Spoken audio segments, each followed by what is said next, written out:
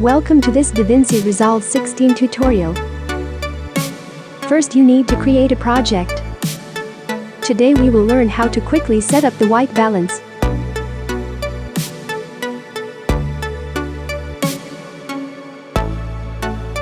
Import the video that you want to use. If the video has a different frame rate than your project's timeline's frame rate, you will be asked to change this. Click Change. Drag and drop the video clip to the timeline.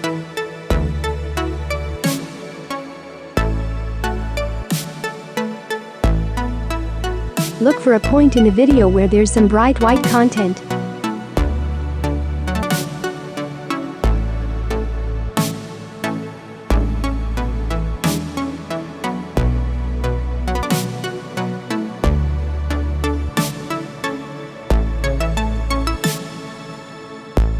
Click the color icon.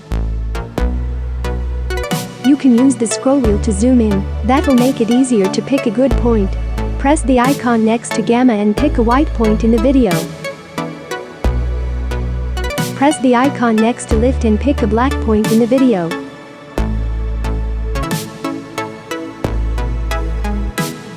Now you are done.